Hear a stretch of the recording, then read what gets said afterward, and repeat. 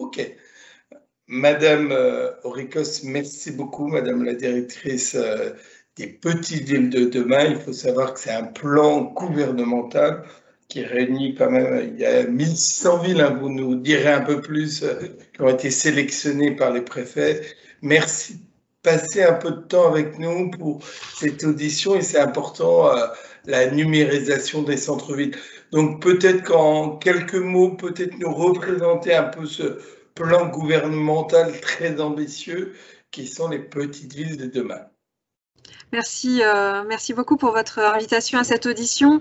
Donc effectivement, le programme Petites Villes de demain a été lancé par la ministre Jacqueline Gourault le 1er octobre 2020 dernier, avec un objectif jusqu'à 2026 d'améliorer les conditions de vie des habitants des petites communes et des territoires alentours, en accompagnant les collectivités dans des trajectoires dynamiques et respectueuses de l'environnement. Concrètement, c'est un programme qui vise à renforcer les moyens des élus pour concevoir et mettre en place leurs projets de revitalisation de leur centralité. Et c'est un programme qui s'inscrit dans l'agenda rural. C'est une mesure à part entière de l'agenda rural. Et il s'inscrit bien évidemment également dans les futurs contrats de relance et de transition écologique. Donc voilà, donc comme vous le disiez, il y a un peu plus de 1600 communes qui ont été retenues cet hiver. Elles ont été sélectionnées sur 3 critères, le fait que ça compte moins de 20 000 habitants, qu'elles exercent des fonctions de centralité pour les territoires autour, des territoires ruraux, et qu'elles présentent des signes de fragilité. Et là, désormais, maintenant qu'on a notre cohorte de plus de 1600 communes, on a les grandes statistiques. Et effectivement, donc c'est des communes très rurales. On a la moitié qui compte moins de 3500 habitants, avec des fonctions de centralité avérées. Et si on s'intéresse à la population d'un point de vue statistique, on a une population globalement plus âgée que la moyenne nationale, avec une surreprésentation des plus de 75% et moins de jeunes de moins de 25 ans. Et également une population marquée par un indice de pauvreté plus fort de 20% par rapport à la moyenne nationale, et également des difficultés plus fortes d'insertion dans le premier emploi. Voilà, donc c'est un programme qui est une boîte à outils partenariale. Donc effectivement, la ministre a confié à la NCT le soin du pilotage. Notre boulot, ça a été vraiment de rassembler les partenaires, donc à la fois les ministères, les partenaires financeurs, donc la Banque des Territoires, le CEREMA, l'ANA, l'ADEME, et puis tous les partenaires acteurs qui peuvent apporter des solutions à ces collectivités. Donc, ça soit des associations d'élus, des associations thématiques, Centre-ville en mouvement notamment, et on s'en réjouit. Et voilà, donc on a constitué une sorte de catalogue de mesures, de plus de 80 mesures qui sont désormais à disposition et qui s'articulent autour de 3 piliers. Le soutien en ingénierie, on a plus de 250 millions d'euros d'argent frais d'ingénierie à disposition déjà des collectivités qui sont dans le programme, que ça soit pour renforcer l'écosystème autour d'elles, renforcer leurs équipes ou encore financer des diagnostics et des études stratégiques et opérationnelles, des actions thématiques en fonction de ce que les élus voudront mettre dans leur projet, et puis le club, la mise en réseau de ces communes qui commence. On est en phase de co-construction du club tout au long de ce premier semestre. L'idée étant de s'inspirer, d'oser passer le pas, et puis se former et capitaliser sur les bonnes pratiques autour de chaque initiative locale. Merci beaucoup et c'est vrai qu'on a, je crois, 3 ou 4 maires sélectionnés pour les petites villes de demain qui nous disent quand même que c'est un programme fabuleux, notamment, tout simplement, parce que ça met en commun un groupe de travail, CCI, CMA, ville, agglo et tout, et vraiment, on voit une dynamique qui est en train de se passer et bravo encore. Alors peut-être Constant, je vous laisse poser la première question. Oui, bonjour Madame Auricoste, merci beaucoup d'être avec nous aujourd'hui. Donc comme vous le disiez, le gouvernement a mis en place un projet très ambitieux, un petit ville de demain avec plus de 1600 petites villes. Est-ce que au sein de ce projet, vous avez un volet qui est spécialement dédié au numérique ? Alors, comme je le disais, c'est une boîte à outils qui rassemble plein de leviers qui sont vraiment à la main des élus. Le point fondamental dans le programme Petite Ville de demain, c'est vraiment que tout part des projets de territoire et de la volonté des élus. Donc, bien évidemment, le numérique fait partie de la boîte à outils, je vais y revenir, mais c'est si les élus le souhaitent. Bon, après, on constate effectivement que c'est quand même un enjeu assez prégnant et que assez logiquement, cet enjeu devrait ressortir, mais ce n'est pas un point obligé comme il n'y a aucun point obligatoire finalement. Donc, comme vous le savez mieux que moi, le numérique, c'est une question centrale pour les citoyens au sens large, et en particulier dans les espaces ruraux et en particulier dans les petites villes de demain. C'est ressorti de manière particulièrement forte durant la crise que nous traversons. Et la chance qu'on a finalement sur le programme, c'est que on est au sein de l'agence, au sein de la NCT, qui porte de nombreux dispositifs, et notamment sur le numérique, avec une action simultanément sur le volet infrastructure, avec France Très Haut Débit, France Mobile, et sur les usages, que ce soit les conseillers numériques ou les fabriques de territoire. Et tout ça qui est renforcé dans le cadre de France Relance. Bon, je pense que vous avez des intervenants qui vous en parleront de manière plus précise que moi. Mais voilà, juste pour vous dire qu'effectivement, ces volets-là, il n'y a pas un outil spécifique aux petites villes de demain sur ce volet-là qui a été défini. Ça aurait, à mon avis, été un peu de la perte d'énergie collective. En revanche, on travaille au quotidien à la mise en synergie de ces dispositifs. Encore une fois, c'est facilité puisqu'on est au sein de la même agence pour s'assurer que les petites villes de demain qui ont besoin de ces outils-là, qui en font la demande, soient bien accompagnées dans ce projet-là. Voilà.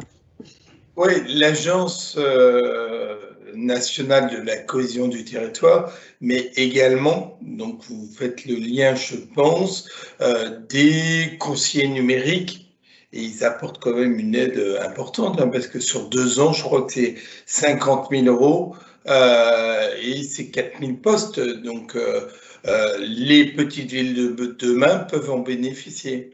Oui, tout à fait. On a, merci de revenir sur ce point. C'est vrai que je voulais pas être trop longue parce que vous avez la Banque des Territoires qui est un partenaire aux côtés de la NCT dans ce dispositif en particulier de conseillers numériques. Et puis vous aurez aussi l'intervention de Madame Cailleux qui vous en parlera plus. Effectivement, l'objectif en matière de conseillers numériques, c'est 4 000 postes. Il y en a déjà près de 1 000 qui ont été validés, qui concernent 700 territoires. On est en train de... J'ai pas réussi à avoir les statistiques juste avant cette audition, mais je pourrais vous les passer après du nombre de petites villes de demain concernées. En tout cas, voilà, il y a un comité de sélection auquel nous participons et ensuite de très près les demandes des petites villes pour s'assurer soit que leur demande trouve satisfaction, soit si en fait ce n'était pas possible pour une raison ou une autre, de pouvoir travailler de manière plus fine avec ces communes-là pour retravailler leur expression de besoin ou voir s'il n'y a pas d'autres pistes à... Donc, on fait du cousu humain aussi là-dessus. D'accord. Peut-être Constant ? Alors, du coup, la question suivante va plus concerner la partie, tout ce qui est commerce, artisanat. Comment vous appréhendez un peu ce phénomène de numérisation qu'on a pu apercevoir, notamment avec tout ce qui est vente en ligne, click and collect, drive. Voilà, juste avoir votre avis un peu sur cette mouvance. Alors, je ne suis pas une pro, donc je pense que... Mais globalement, la numérisation des commerces, de mon point de vue, enfin de mon sentiment, on va dire, c'est un volet indispensable pour répondre à la transition. On a clairement une accélération de ce phénomène. La numérisation des commerces et la vente en ligne était quand même enclenchée avant la crise, mais la crise a eu un effet accélérateur majeur. Et donc, il y a une bascule très rapide qui s'est faite sur des dynamiques de transition qui sont loin d'être anodines. Que ça soit pour les consommateurs, pour les commerçants eux-mêmes, puisque c'est pas juste un outil, mais ça impacte quand même tout leur process et leur gestion d'inventaire. Enfin, ça a des incidences sur l'ensemble de la façon de penser et de gérer leur commerce qui est vraiment très forte. Et face à des commerçants qui sont au-delà de même repenser tout leur appareil commercial, peuvent avoir des difficultés aussi avec le numérique. Donc il y a un enjeu d'inclusion numérique de la société et également de ces commerçants. Et là, le volet, le conseiller numérique, le rôle des consulaires le rôle est majeur justement pour accompagner ces transitions et que ces commerçants ne se retrouvent pas sur le carreau face à des outils qui, sur une transition qui est si rapide et peut être compliquée. Et puis on va aussi avoir des impacts de manière plus globale sur la fabrique de la ville. Par exemple, si vous allez vers plus de vente en ligne, il y a des impacts sur la logistique, sur les flux de logistique qui peuvent changer aussi, parce que finalement les logiques de stationnement, les logiques de circulation peuvent être impactées, et en ce sens, moi je reste persuadée que c'est une chance pour ces petites villes d'avoir un programme comme Petite Ville de demain qui leur donne les moyens de poser un diagnostic, de se projeter, de prendre le temps et d'être aidés pour penser la suite, y compris dans un contexte de numérisation très forte, et de penser de manière très très globale à la fois comment on fait pour accompagner cette transition pour que ça se passe au mieux pour les commerçants, pour les consommateurs et puis pour l'ensemble des habitants pour pas qu'on ait des phénomènes de perturbation majeure, de circulation, etc. Parce qu'on sait bien que la petite logistique, le dernier kilomètre peut être très bloquant et très cause de difficultés aussi au niveau de la vie quotidienne. Pour ceux qui travaillent et ceux qui vivent ou subissent parfois certaines nuisances. Et puis, il y a aussi comment on pense la bonne imbrication entre remettre du flux dans la ville. Alors bon, c'est un peu grossier la façon dont je vais le dire, mais le commerçant va se mettre là où il y a du flux et où il y a des consommateurs. Donc c'est un peu tout l'enjeu si on parle de commerce dans Petite Ville de demain. Si on veut revitaliser des centres-bourgs, il ne s'agit pas juste d'implanter une cellule commerciale ou de remplir une cellule commerciale. C'est vraiment de repenser les flux. Et repenser les flux, ça s'intéresse à l'ensemble du projet. Où est-ce que sont positionnés les services publics, qu'est-ce qu'on fait comme animation, comme vie culturelle, comment on refait société en centre-ville.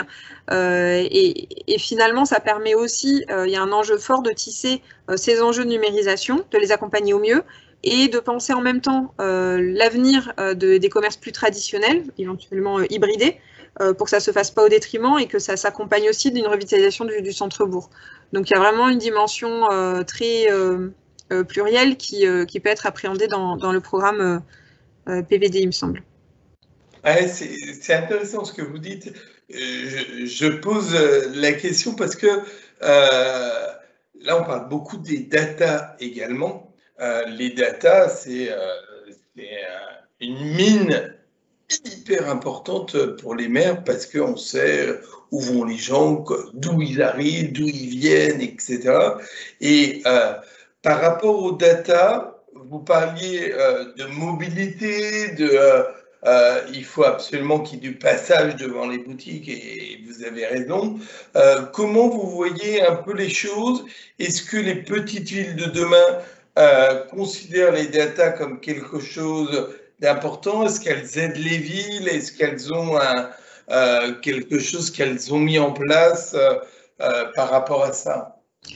Alors, il y a d'une part un volet de diagnostic initial, et notamment, mais je pense que la Banque des Territoires reviendra dessus, mais dans le cadre de Petite Ville de demain, il y a une offre de 4 mesures qui sont financées dans le cadre de la relance, comme pour les actions cœur de ville d'ailleurs, dont un diagnostic, ils appellent ça shopping, je crois, le diagnostic commercial rapide suite. Donc, ça peut permettre de poser un premier bilan et de poser un peu les bases d'une stratégie. Après, voilà, nous on est au début, on regarde aussi, on a la chance d'avoir eu Action Cœur de Ville qui a déroulé avant, et dans le cadre d'Action Cœur de Ville, il y a eu un travail de fait pour mettre à disposition des méthodes et des kits de données pour évaluer et analyser l'attractivité des centres-villes. Donc on a clairement dans l'idée de s'engager dans cette voie-là. Il y a d'autres enjeux, de difficultés, mais ça donc c'est pour ça qu'on est en train de poser ça, mais ça c'est un enjeu fort de comment on fait pour outiller les communes qui le souhaiteraient pour avoir l'information, parce que c'est quand même le cœur du sujet. Et là, on ouvre le sujet, donc avec grand plaisir pour en échanger. Même, enfin, j'ouvre un aparté en dehors de cette audition, mais je pense que ça fait partie des sujets qu'il faut qu'on travaille collectivement, très clairement. Après, sur les sujets des data, il y a aussi tout l'enjeu de la gouvernance de ces données, de leur bonne utilisation. C'est toujours un peu le risque quand c'est pas juste d'obtenir plein de données, etc. C'est comment, dès qu'on touche à ces données-là, c'est des données sensibles qu'il faut savoir utiliser de la manière la plus opportune possible parce que, bon, voilà. Étant ingénieur, je sais qu'on peut quand même faire beaucoup de choses à des données et il y a quand même un enjeu d'expertise et de bonne gouvernance derrière. Et donc là, il me semble aussi qu'il y a quand même un enjeu à minima de sensibilisation, voire de formation pour les chefs de projet PVD qui seront dans des communes qui souhaitent s'engager là-dedans. Là, on a de la chance puisqu'on a les chefs de projet donc sont en cours des recrutements démarrent. On a bâti un parcours de formation dont on a publié le guide il y a 10 jours, avec un socle de formation initiale de 3 jours, plus sur le projet territoire, et puis des modules de formation d'approfondissement qui sont portés par différents partenaires et qui vont s'enrichir. Donc pour le moment, ce n'est pas une offre qui fait partie du catalogue, mais à titre personnel, je pense que c'est un point indispensable. Et puis après, on a la chance avec le club de mettre en place un certain nombre de webinaires. Mais voilà, je pense qu'il y a le sujet d'acquisition de la donnée, où là, bon, c'est pas, pour moi, il me semble pas que ça soit le plus compliqué. Bon, c'est une histoire de chiffres, etc. Mais bon, ça se résout. Mais après, qu'est-ce qu'on en fait, comment on l'utilise, là, on touche à quelque chose d'un peu plus sensible sur lequel il y a besoin dès qu'on aura le réseau de chefs de projet, ça sera vraiment opportun et on aura besoin de vous aussi pour y réfléchir intelligemment. Oui, parce que là, on est vraiment sur l'aide à la décision des élus. Et si on n'arrive pas à mâcher un peu et à retravailler tous les chiffres, c'est vraiment difficile de se mettre à la place d'un élu qui voit des chiffres arriver et qui ne comprend pas trop. Donc, il faut vraiment que le chef de projet soit formé là-dessus pour dire, ben voilà, on s'aperçoit qu'il y a une évasion de la clientèle qui arrive de là, que dans le centre-ville, il y a juste un petit rond-point ou une rue, un angle de rue sur lequel, comme il n'y a pas de commerce, les gens ne rentrent pas dans cette rue. Voilà, il faut vraiment un peu retravailler toutes ces données qui sont énormes en fait. Ouais. Par rapport à ça, il y a peut-être 2 exemples qui peuvent être utiles pour vous. Donc, il y a le premier, moi, auquel je pense par rapport aux questions de la donnée. Alors, on est en train, en fait, de récupérer les conventions d'adhésion au fur et à mesure où elles sont signées. Donc, dans quelques mois, on sera en capacité de donner des réponses beaucoup plus étayées en disant, voilà, il y a tant de communes qui ont vraiment identifié ça aujourd'hui. Ça, c'est un petit peu tôt pour nous pour vous le dire. Mais par exemple, il y a un maire, moi, que j'avais vu dans le Puy-de-Dôme à Saint-Éloi-les-Mines, Anthony Palermo. Lui, son projet municipal sur lequel il a été élu, c'est le Smart Village 2050. Donc lui, il a vraiment ancré son projet de mandat de maire autour de cette question de la donnée et comment on crée de la valeur et comment on crée des dynamiques en partant de cette objectivation-là. Enfin voilà, donc en tout cas, il y a des élus dans des territoires très ruraux qui s'emparent du sujet et qui ont vraiment la volonté d'avancer vite là-dessus. Donc c'est extrêmement utile parce que voilà, c'est en partant aussi d'exemples comme cela qu'on peut amener à réfléchir collectivement. Et puis après, il y a un autre exemple que vous avez peut-être vu, qu'on a mis en évidence lors de la rencontre des petites villes de demain, le 22 avril dernier. D'ailleurs, le replay est en ligne depuis, j'ai découvert ça hier, donc je peux vous envoyer le lien si vous le souhaitez. On a fait un reportage par ailleurs de 3 minutes sur la souterraine dans la Creuse, qui est une ville, moi, qui m'avait particulièrement marquée. C'est pour ça que je trouvais intéressant de les faire témoigner, où ils ont réussi à diviser par 2 leurs vacances commerciales. Ce qui est quand même suffisamment exceptionnel comme résultat pour être dit. Ils sont passés de plus de 20% à 11% de vacances commerciales en peu de temps, en quelques années. Et là, ils ont vraiment actionné, ils ont une approche très intelligente, de toute façon, vu les résultats, on s'en doute, mais surtout, ils ont été chercher plein de leviers, en fait. Bon, ils ont posé leur diagnostic et ils ont identifié, mais ils n'ont pas tout parié sur un levier, ils en ont actionné plein. Et je trouve je trouvais ça particulièrement intéressant de mettre en visibilité ce retour d'expérience-là, parce qu'il me semble que c'est quand même la clé, c'est-à-dire qu'il n'y a pas de recette toute faite. Il suffit de numériser et tout ira bien. C'est vraiment de combiner plusieurs leviers et puis accepter un peu d'essais-erreurs aussi. Mais là, par exemple, ils ont mobilisé à la fois du coercitif et du soft. Enfin, vraiment, ils ont tout mobilisé. Ils ont eu politiquement un angle très clair de dire on se concentre sur une rue. Ils ont dit voilà, on ne peut pas tout faire. Et politiquement, c'est fort. Choisir une rue, ça veut dire qu'on ne choisit pas les autres. Et en fait, il y a quand même beaucoup de rues. Donc, on n'en choisit qu'une, c'est-à-dire qu'il y a quand même beaucoup de rues qui ne sont pas choisies. Donc, c'est un choix politique que l'élu doit porter. Et là, on est vraiment dans le politique local fort.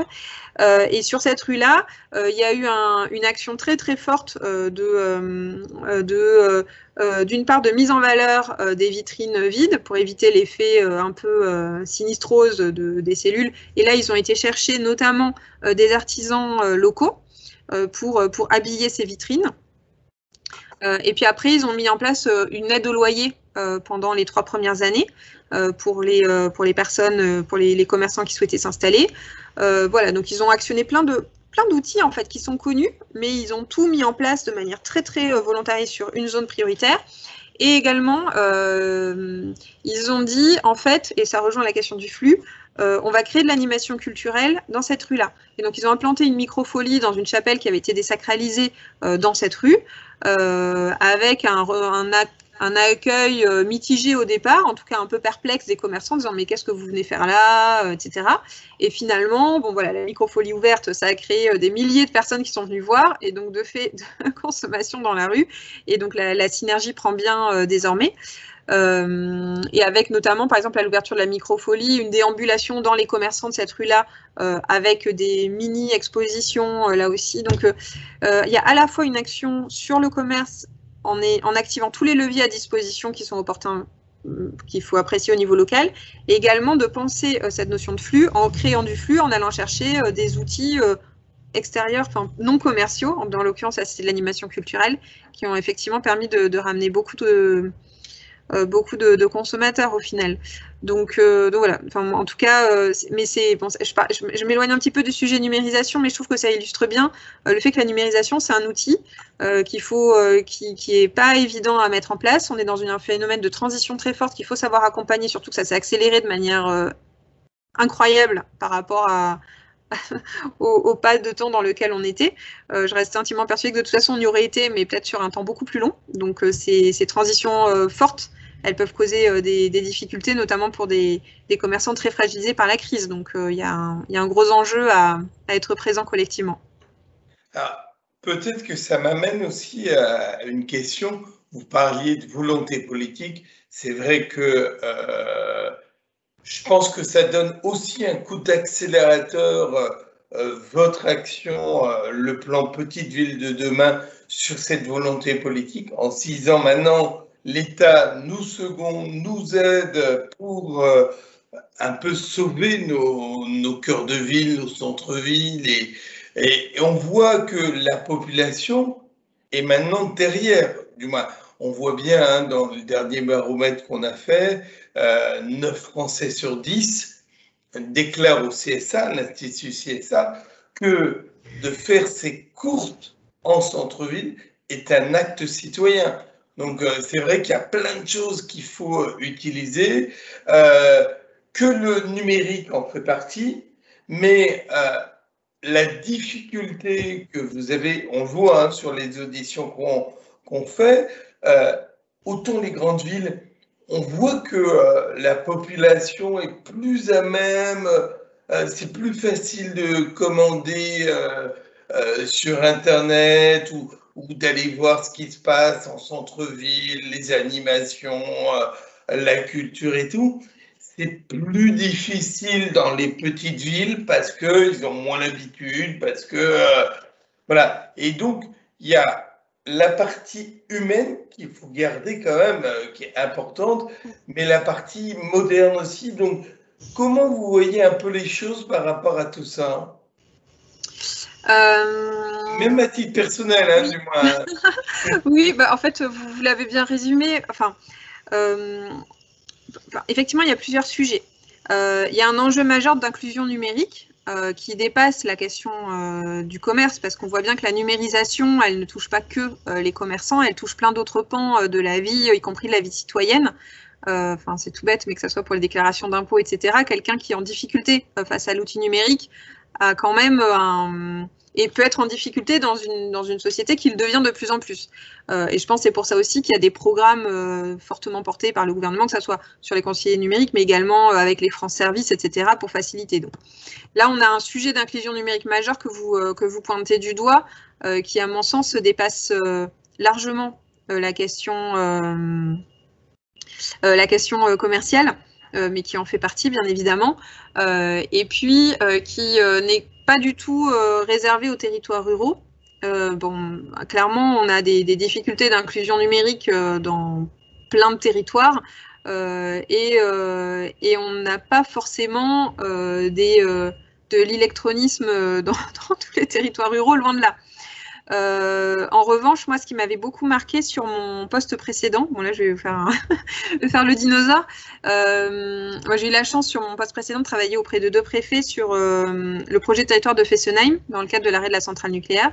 Et on avait travaillé notamment avec la chambre consulaire, avec la CCI, sur les effets induits. Pardon, je fais une petite digression, mais pour vous dire, ça sera plus enfin, sera moins café du commerce que ce que je peux vous dire sinon sur mon avis, qui est un avis qui est intéressant sûrement. Mais donc en gros, on avait fait un point sur les effets induits parce qu'on était dans un cas où en gros il y a une monnaie industrie qui s'arrête, plein de salariés qui partent, des impacts sur les sous-traitants, mais également sur tout ce qu'on appelle les effets induits, justement sur le petit commerce, sur la vie, sur les scolaires, etc. Donc on est dans un territoire rural avec un arrêt d'une mono-industrie un peu brutale.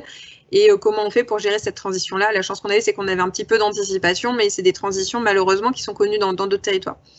Donc on avait un peu fait le tour, et donc la CCI du Haut-Rhin avait fait, l'antenne de Colmar avait fait toute une enquête auprès des commerçants, et il ressortait quand même un illectronisme majeur, enfin, et une réticence complète de ces commerçants à aller vers l'outil numérique. Bon, alors j'espère que ça se sera amélioré depuis, parce que malheureusement, je pense que là, on est à marche forcée.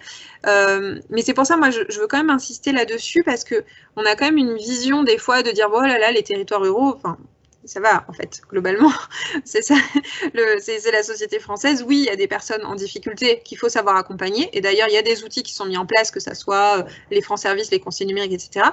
Mais je pense sincèrement que si on s'intéresse sur la question commerciale, il y a un enjeu majeur d'inclusion numérique des commerçants eux-mêmes, en fait.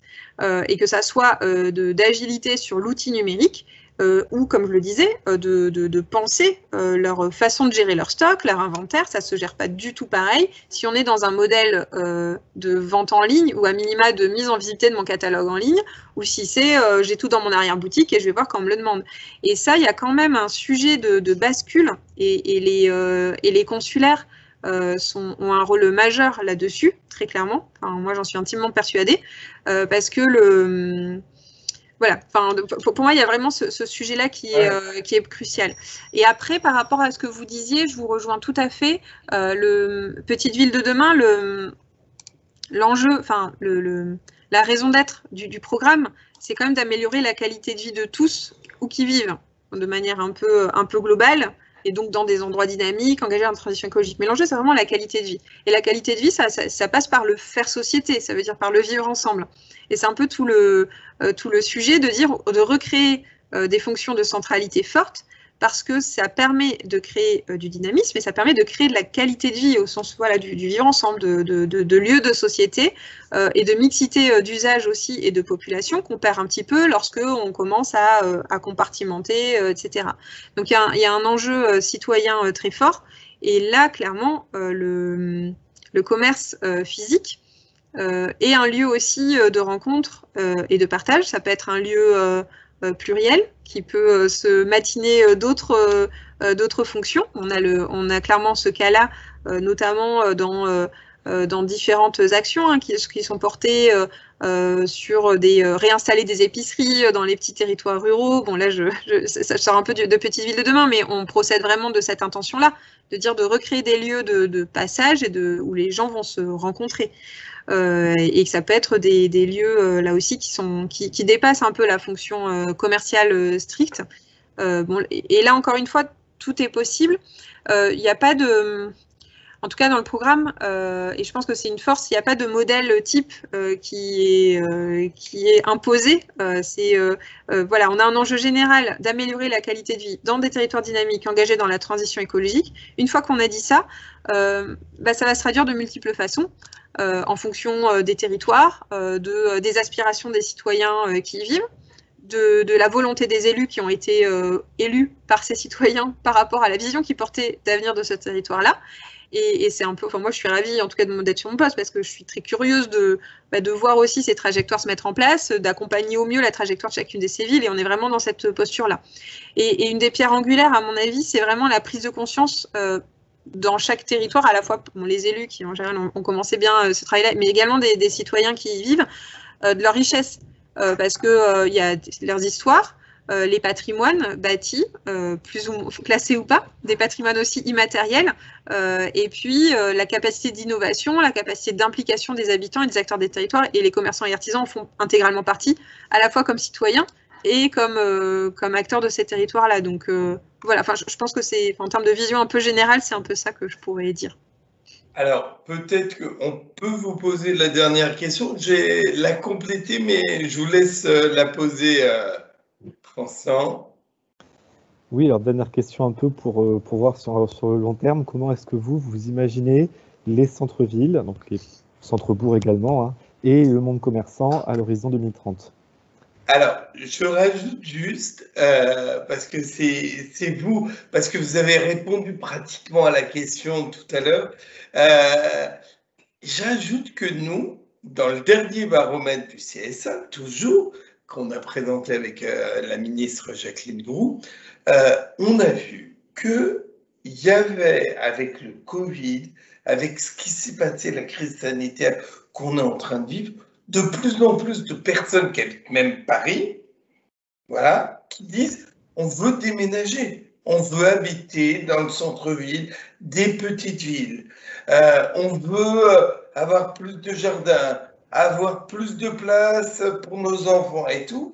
Et donc là, on voit il y a un retour de la part de nos populations qui veulent plus habiter dans les grandes villes. Ils veulent bien faire leurs courses, déambuler dans les grandes villes, mais ils veulent revenir, voilà. Alors, ce côté revenir à la nature, les circuits courts dont on parle beaucoup nous, parce que je pense que c'est hyper important et on le voit même dans des petites villes, partout, il y a les circuits courts. Comment vous imaginez les choses qui sont en train de se passer et dans les années qui viennent, voilà, évidemment, il y aura le numérique partout, mais voilà, est-ce qu'il y a une flamme qui est en train de se... les petites villes ont énormément souffert ces 20 dernières années, et aujourd'hui, on sent qu'il y a un petit élan. Nos compatriotes nous disent, bah tiens, on est en train d'évoluer. Oui, vous avez raison. On voit clairement un point de bascule. Alors après, on verra, il y a pas mal d'études en cours là-dessus. Là encore, je ne pense pas qu'on soit sur une bascule homogène au niveau national. Et ouais. Encore une fois, cette notion d'approche en partant du local, des situations locales, des projets locaux, et d'adapter aussi quel soutien on y apporte, elle est essentielle, parce qu'on va pas avoir un report majeur. En tout cas, vous avez raison, et c'est ce dont témoigne un certain nombre de maires. Enfin, si vous interrogez le maire de Joigny, il pourra vous en parler mieux que moi. Je crois que l'immobilier marche bien dans certaines petites villes en ce moment, très clairement. Alors, moi, il me semble qu'il y a plusieurs points quand même importants. Le premier point, c'est quand même le volet infrastructure, qui est l'infrastructure numérique, parce qu'il y a quand même encore des zones avec des couvertures qu'il faut... Alors, il y a eu des efforts énormes de fait. Il y a beaucoup de choses, mais il y a encore... il y a ça à terminer. C'est l'objet de France très haut débit, etc. Donc, il y a, voilà, mais en tout cas, c'est un pan d'action publique majeure, parce qu'on ne peut pas avoir de transfert ou de télétravail ou sans ça, clairement. Enfin, c'est quand même la base. L'autre sujet, c'est l'accessibilité de ces petites villes au réseau à la connexion. Et on voit bien les enjeux que ça soit ferroviaire, routier, etc. C'est quand même un sujet de comment on se déplace et comment on se rend dans ces villes et comment on en sort aussi qui est majeur. Et bon, voilà, c'est un peu tarte à la crème, mais c'est du dur. Ça représente des investissements majeurs, tant pour les collectivités que pour l'État. Et qui est quand même une des conditions sine qua non pour ce genre d'évolution que vous évoquez. Après, si on s'intéresse plus au projet de la ville en tant que tel, là on relève, et là encore je pense que c'est très bien maintenant qu'il y a un travail local qui soit fait de réflexion, de projection, parce que pour répondre peut-être à la question de Constant, en 2030, vous l'aurez compris, j'ai pas une image d'une ville, de la petite ville type. C'est plutôt des façons de vivre et de bien vivre dans ces petites villes qui va compter, et ça s'exprimera de multiples façons, et enfin, mon souhait en tout cas c'est que chacun trouve à vivre là où il le souhaite et bien. Après, comment je vis bien est très personnel et lié aux trajectoires de chacun. Il y a quelques points quand même un peu clés sur lesquels les élus sont très attentifs, mais auxquels on sait bien que les personnes qui vont chercher à s'installer vont regarder. C'est comment je fais pour me soigner. Est-ce que mes enfants peuvent être scolarisés, gardés? Est-ce que je vais avoir du travail? Et puis, si je décide de partir dans une petite ville alors que j'habitais à Bordeaux, où est-ce que je vais travailler? Est-ce que je suis obligée de travailler dans mon bureau chez moi, ou est-ce que je vais avoir un espace où je vais quand même voir du monde? Et là, se posent aussi tous les enjeux de tiers-lieux, d'espaces de coworking qui montent aussi très clairement. Et c'est une bonne chose, parce que le travail à distance ne veut pas forcément dire travail à domicile. Et là encore, il y a tout l'enjeu de faire société et d'aller vers des petites villes où on vit bien et où on vit ensemble, et pas chacun dans des petits compartiments. Voilà, en termes de vision, c'est peut-être ça. Eh bien, vous avez répondu à l'ensemble de nos questions. Vraiment, encore merci d'avoir passé un peu de temps avec nous. J'espère que cette audition est hyper intéressante, vraiment. Et voilà, j'espère que ça va faire partie du livre blanc, et il y a quelques phrases qui vont être mises en avant, j'en suis sûr. Merci beaucoup. À votre disposition, si vous avez besoin de chiffres, etc., n'hésitez pas. Et puis, merci encore de m'avoir auditionné. Et puis à bientôt pour notre partenariat. En tout cas, on a plein de choses à faire. Ça démarre juste. Donc, on est très enthousiastes. Merci beaucoup. Merci beaucoup.